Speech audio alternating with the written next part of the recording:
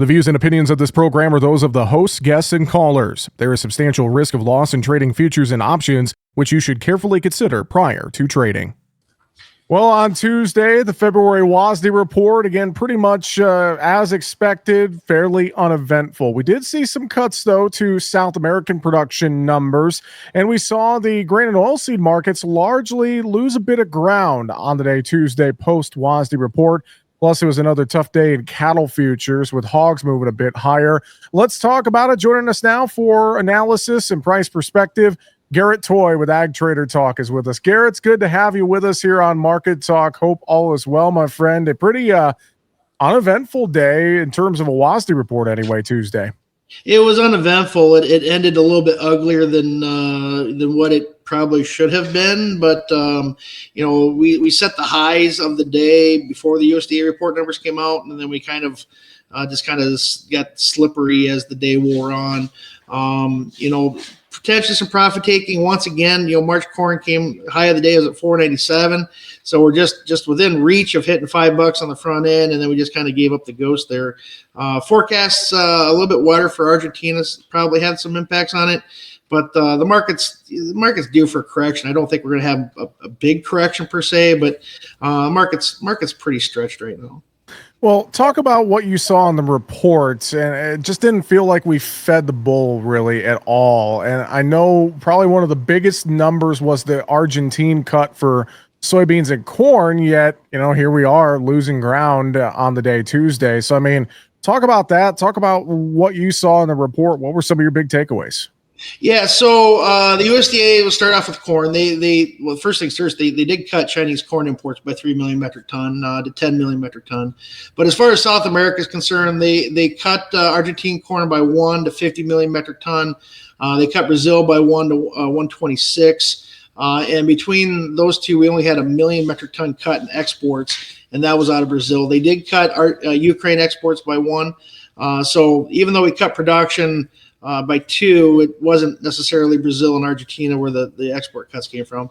And that potentially, it's surprising when we have those kind of cuts of major corn exporters. The USDA tends to make a similar type increase for U.S. corn exports to kind of offset that. And the fact that they didn't do that today, a bit interesting, especially considering corn export commitments are running about 250 million bushel bigger than the USDA's forecast. But it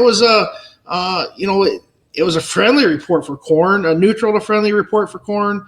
I think everybody's kind of anticipating the USDA increasing exports at some point, which will further tighten the U.S. corn carryout. But we didn't get it today. And February is typically not an exciting report ever. It's a South American report, and they held true to their MO.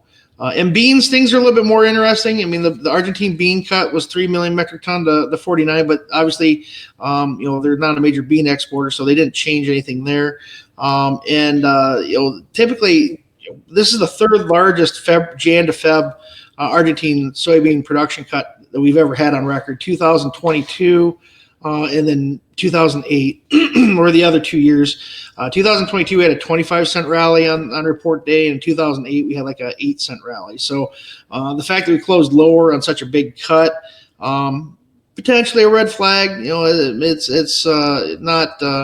Even withstanding any sort of Brazilian changes, neither of those 2 years that I mentioned had any major Brazil change. So it was a pretty decent analog, and we couldn't rally. So market might be a little bit stretched here. We're still, we went up and kissed $11 last week in July beans, and that might be it for the time being.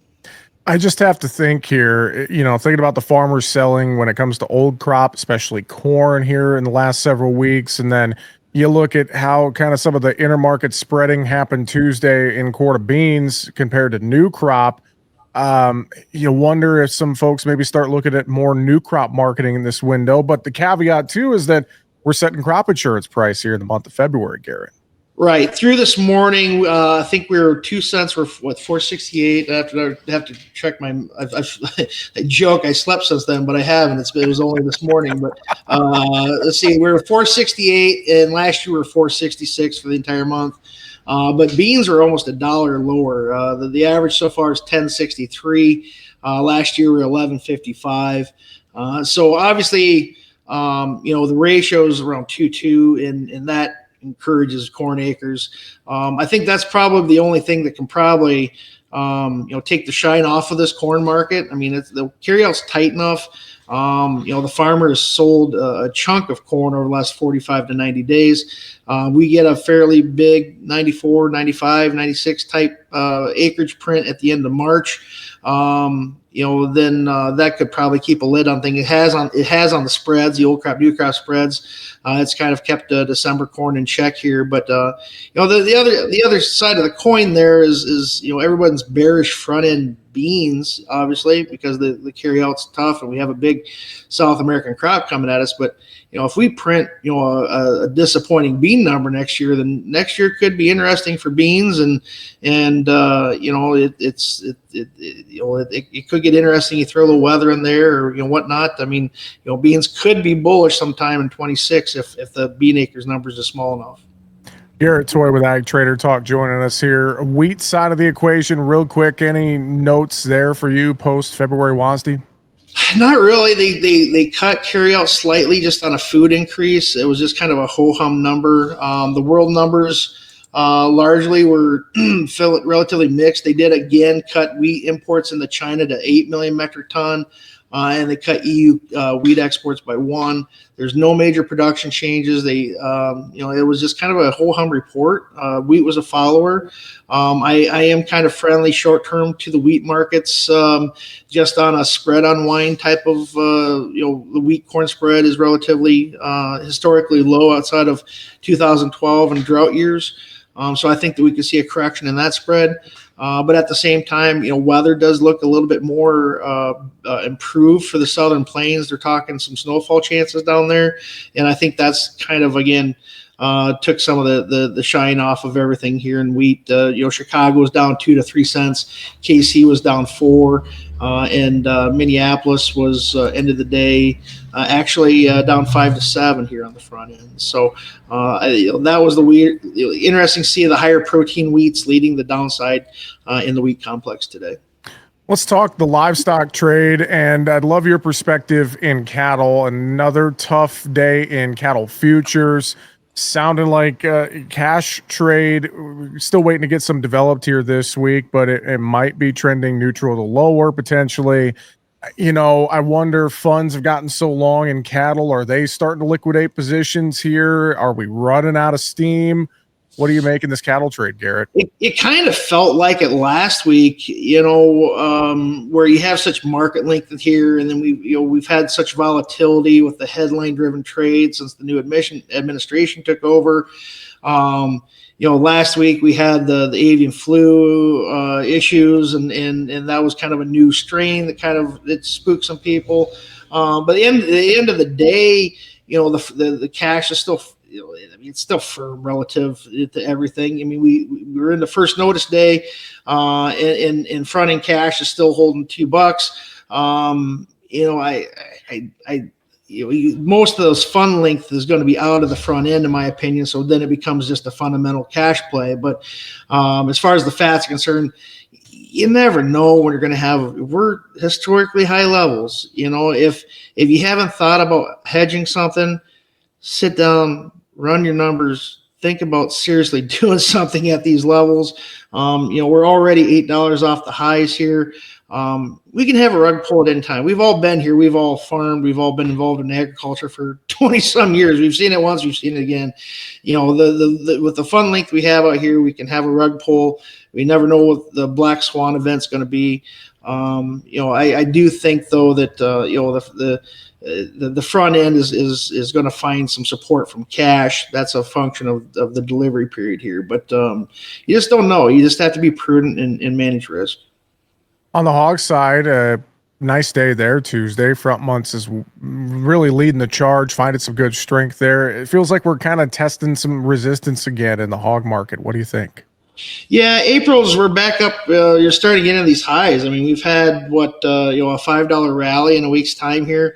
I don't know necessarily.